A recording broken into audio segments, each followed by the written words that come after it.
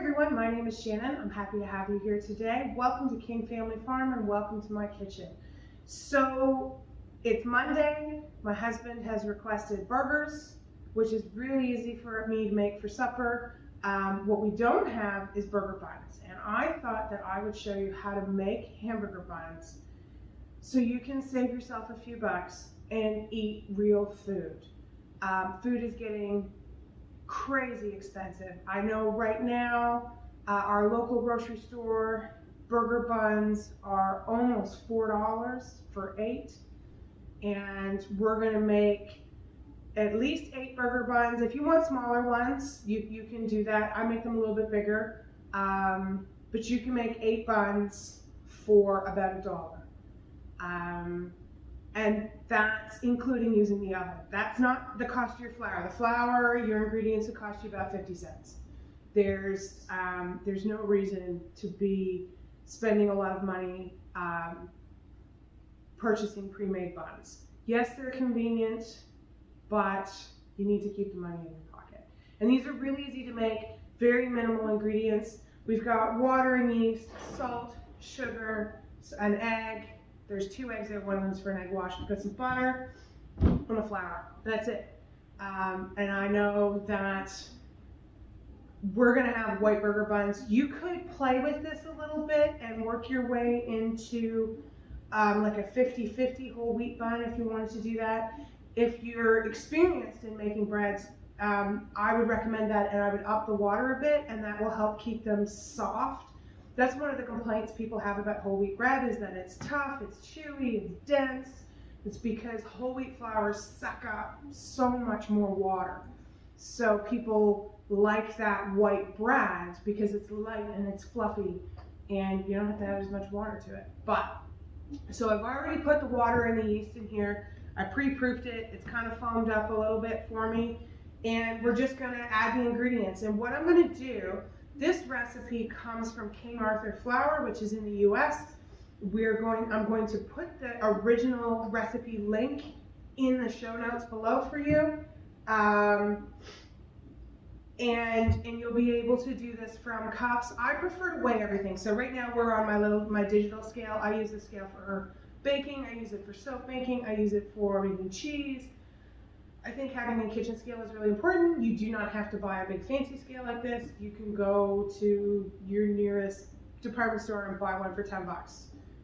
They don't have to be expensive. This one was a little more pricey. And I will link this one on Amazon in the show notes for you if you'd like to have this one. This one I find is very, very accurate. And we're also going to do this in grams because grams are accurate. And if you have a scale, it doesn't matter if you're in the US and you're used to ounces, just change it to grams and it'll work. You don't even have to understand. It's just fine. So, I have the ingredients. I have this little notebook that I keep the recipes in that we use all the time. So my pizza recipe is in here, my mustard pickle recipe is in here, my sourdough loaf recipe is in here, garlic breadsticks, hamburger buns. These are the things I use all the time. I don't want to look them up on my phone. I've got this. So we have 227 grams of water and 9 grams of yeast that I've already proofed out. You want warmish water, not hot because that'll kill the yeast, and cold water won't.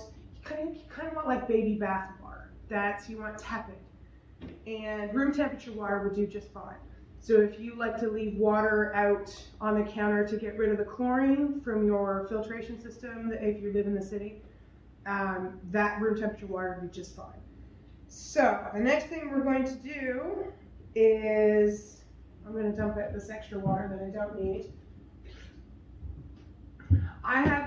We have farm fresh eggs, and I like to crack them into something else just in case.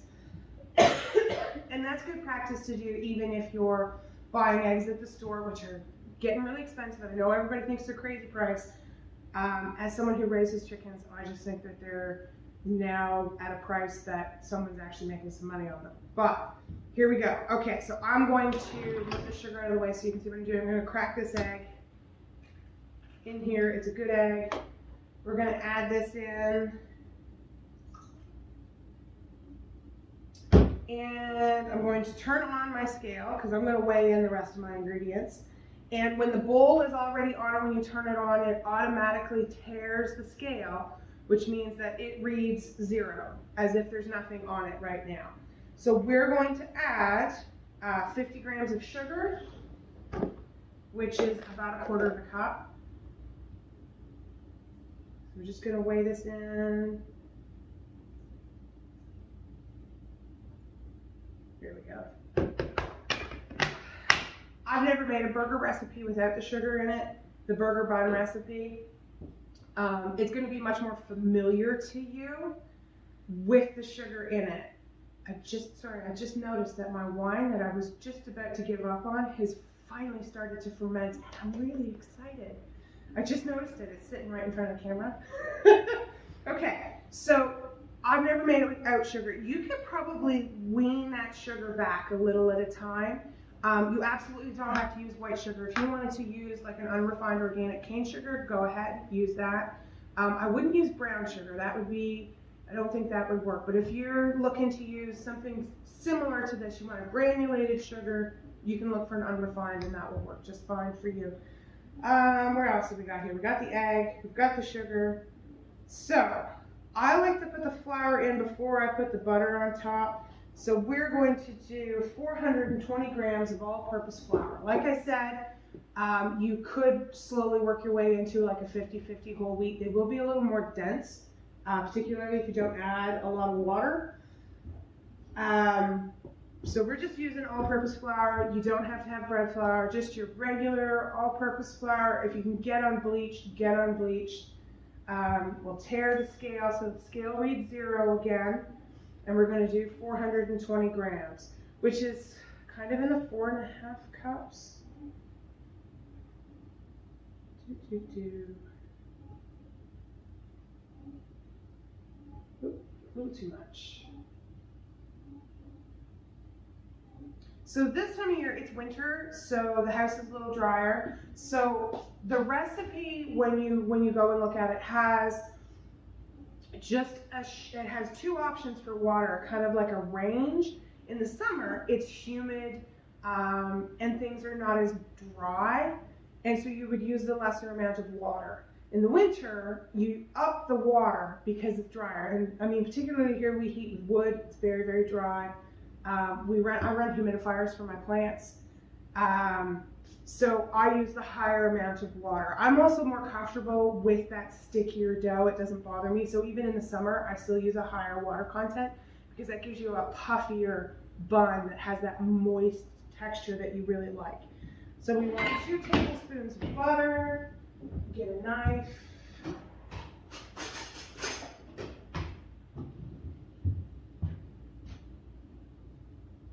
And 2 tablespoons of butter. Kind of like around 28 grams, and that was 25 grams, so for me that's close enough. And then the salt, we're going to put in 1 1/4 teaspoons of salt, and I promise you, if you do not put the salt in because you think that you're on a low salt diet and you shouldn't put it in, this will not taste good. It will not taste good at all. The salt that you need to be concerned about is the added salt in processed foods. This is not the salt to be concerned about. So you need 1 1/2 teaspoons. Which, by the way, when you put it over 8 buns, it's really not that much. So just sprinkle it over 1 1/4 teaspoons. Good thing I reread that. 1 1/4 teaspoon.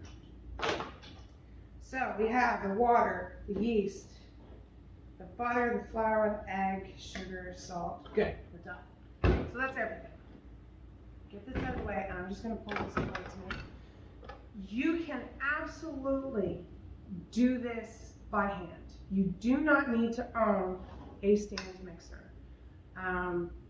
Put one on your wish list because they do make life a lot easier when you're moving towards making foods at home and moving away from purchasing foods and processed foods.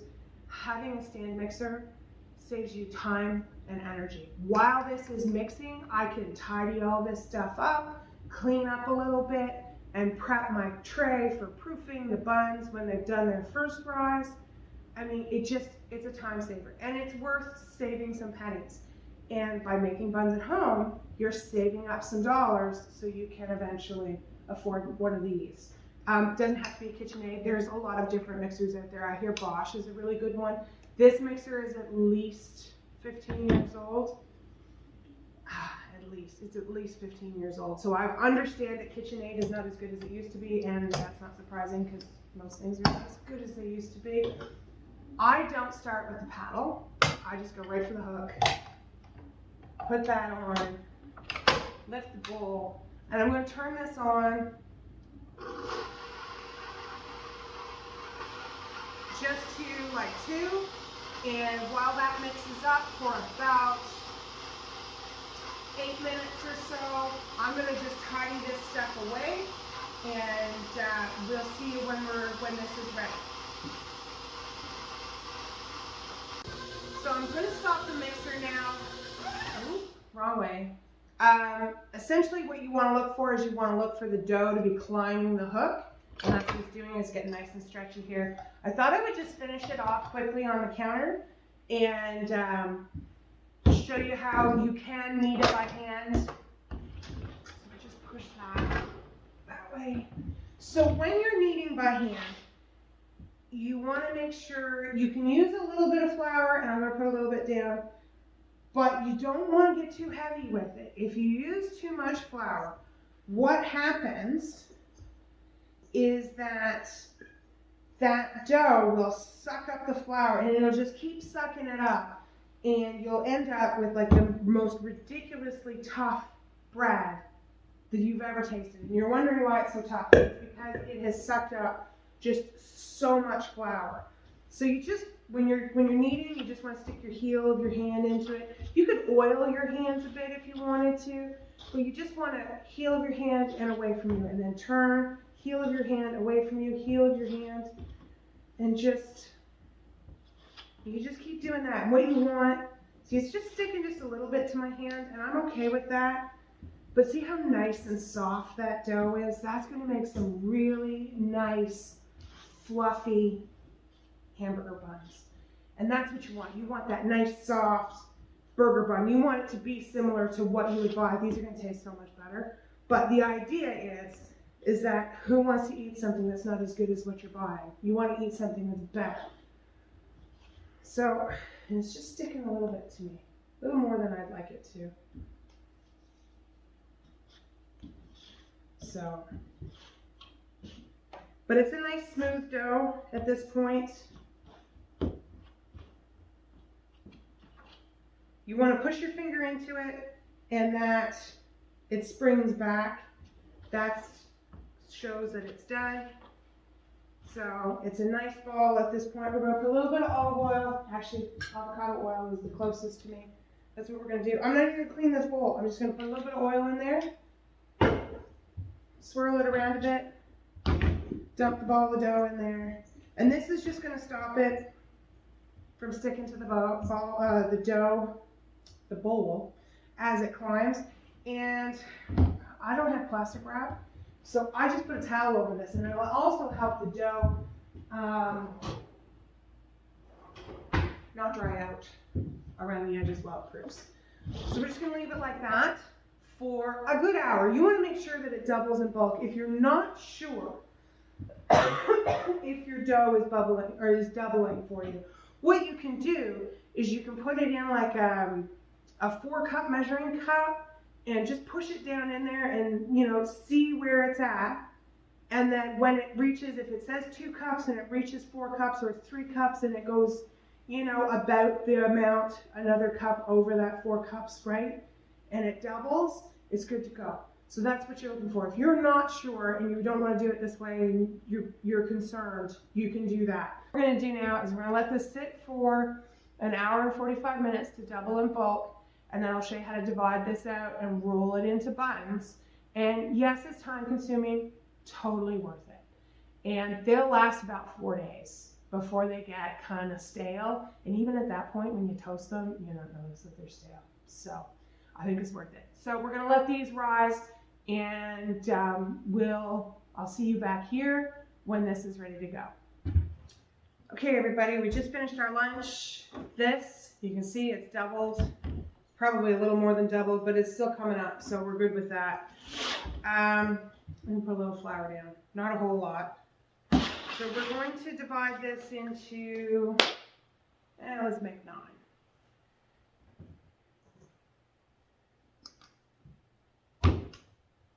So there's the dough. It's nice and soft.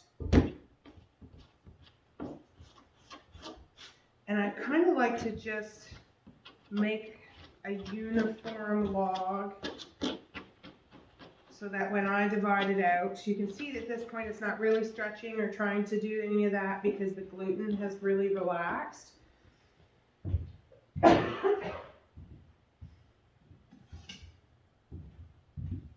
All right, so we'll do it.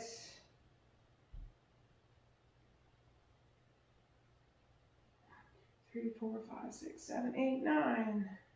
Do we want to do 9? Yes. So you just eye this. You could weigh it if you wanted, if you were really concerned about them being super uniform. I mean, I'm not selling these, so I'm not super concerned about that. So what we're going to do is we're just going to shape these into balls.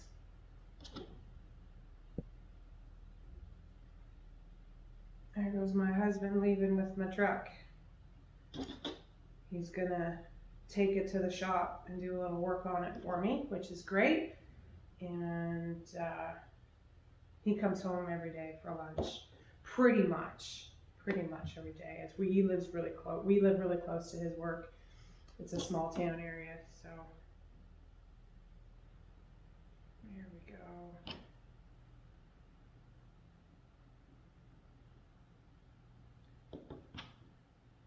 So this takes a bit of playing because once the gluten starts working again, it's going to want to tighten back up and you'll find you end up kind of fighting with it a bit if you don't just take your time.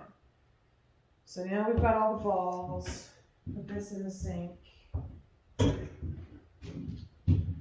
Get out my cookie sheet.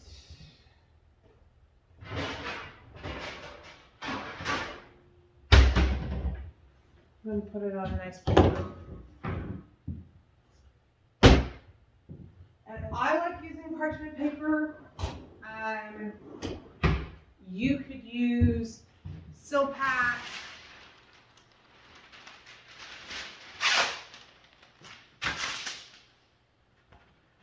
I mean, you could just grease it.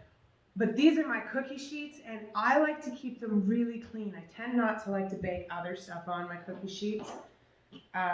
So then I'm just going to roll this into a ball, just like that. And it's a nice ball like that.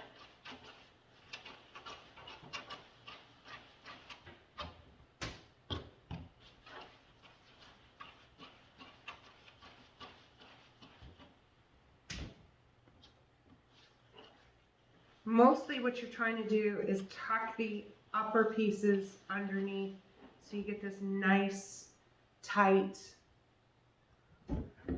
I really need to get rid of this cold. I do not get rid of colds very easily. And the kids keep bringing it home like the plague. All right.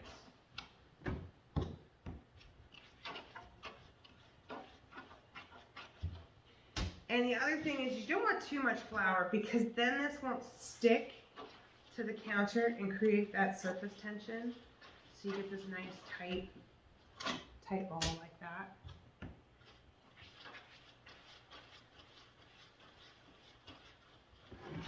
All right, so now we're gonna start with the one that we started with, we put on here, and you're gonna flatten them out. And you see how it wants to come back up? What happens is they do that, and it's kind of frustrating. And so I tend to just pull them out a little bit. But you're just gonna flatten them, just like that. And you probably have to do it a couple of times.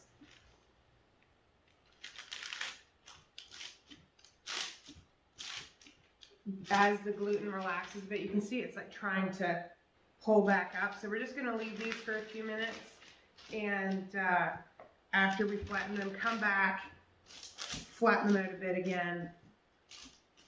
I mean, if you wanted bigger buns, you would just make 8 or even 6. But I mean, these are for my kids. We only do 4-ounce burgers. That's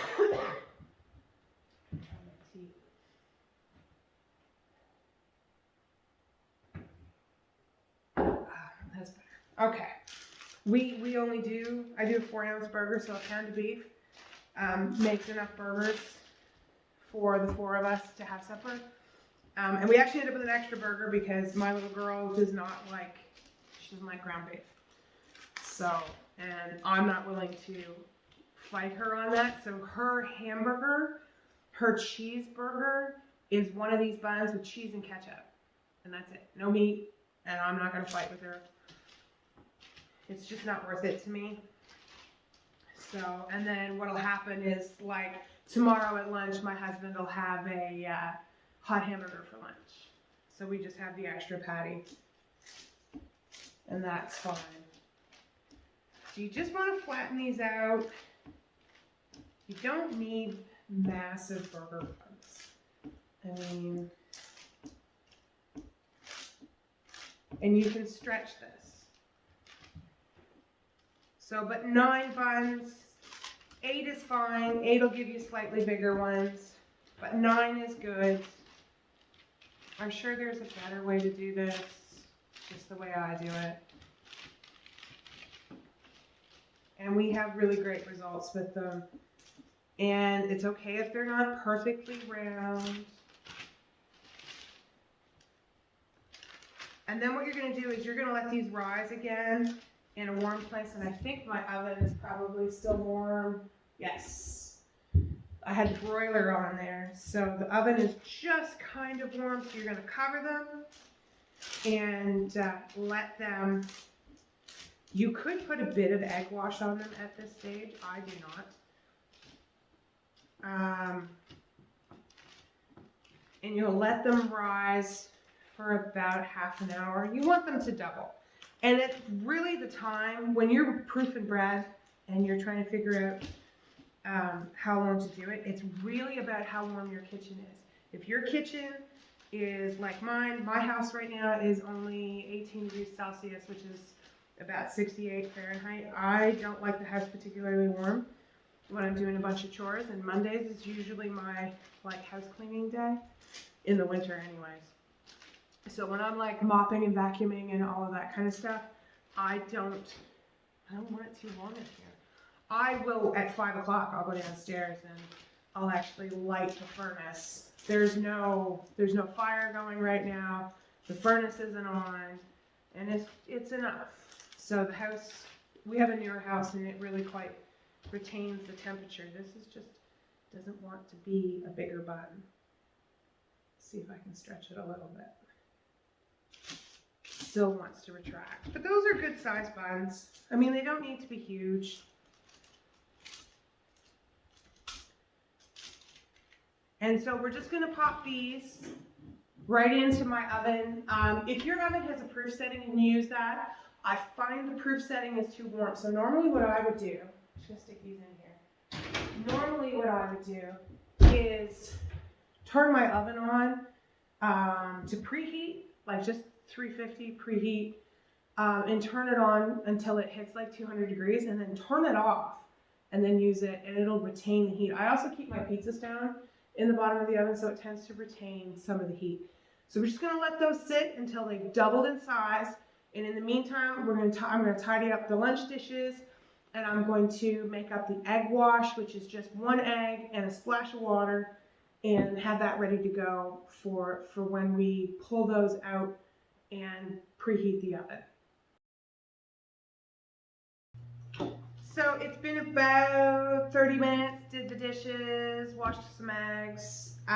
These have puffed up almost double. When you poke them, what should happen is your fingerprint should just kind of slightly stay. Just spring back slowly, and that's about it. So what we've got here is an egg wash, and all that is one of my farm eggs. And I've just added just a splash of water. I find that makes it a little easier to blend it.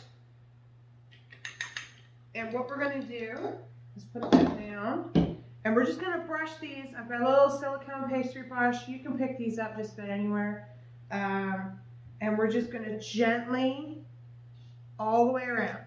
You want to get right down to the paper. And you don't want to do it too hard because you don't want to deflate the buns, right? So what this is going to do is it's going to give them a beautiful color.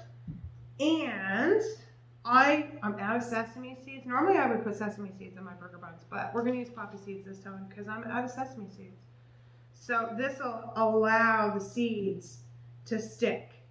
So, and we've got our oven at this point is now preheating to 375. And what we're going to do is we're going to cook these for about 12 to 15 minutes, I think.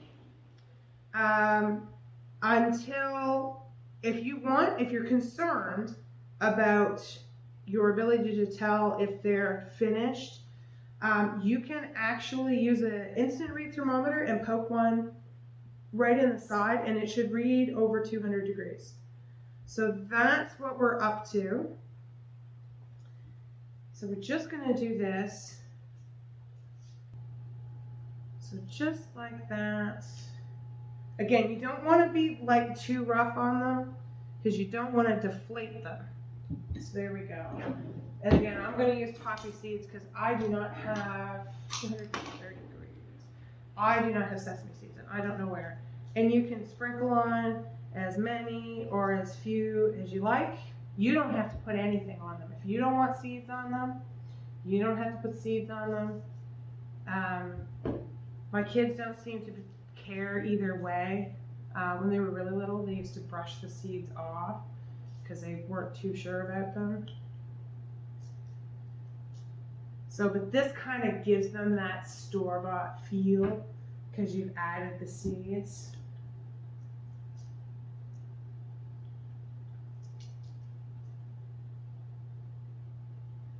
And I know this is the time of year when people start thinking about, well, we're almost the end of January, so that New Year's resolution is starting to wear off.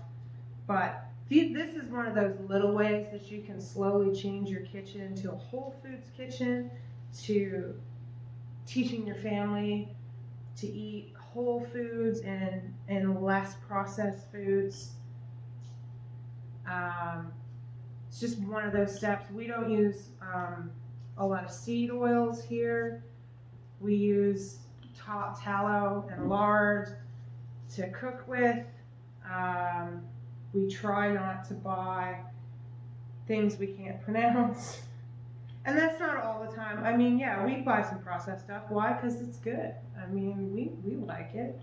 But we try to limit that so that most of the time we're eating foods that are whole foods and that are good for us. So we want to teach our children that, you know, there's not good foods and bad foods, but that there's food and some of them nourish you better than others. So we're just waiting for this oven to come to temperature, and it's going to be a little minute because it's only at 285, and with the pizza stone in there, it takes a little longer.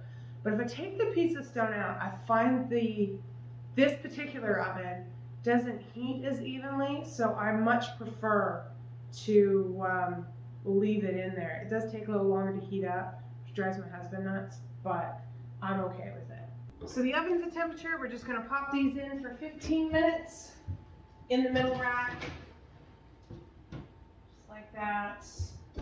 Timer 15, start. And when they're done, put them on a cooling rack and let them cool completely before you slice into them. So that's our timer at 15 minutes. I think they're done at this point. Depending on your oven, you might have to push them to 18 minutes. These are finished. These are ready to go. You can see they've puffed up nicely. They've got this beautiful brown color to them. They're really hot, but they sound hollow when you tap them. That's it. That's how easy it is to make burger buns. You don't need to buy them at the store. They cost less than $2 to make quality hamburger buns that you can give to your family and not be worried about any kind of preservatives or things you can't pronounce, 7 ingredients, easy to make. You want to make these into sliders, you could divide it into 24. You have like 24 little ones. You just have to cook them a little less. So that's it. I hope you give these guys a try. Leave some comments down below, and don't forget to like, subscribe, and share, and we'll see you here next time on the farm.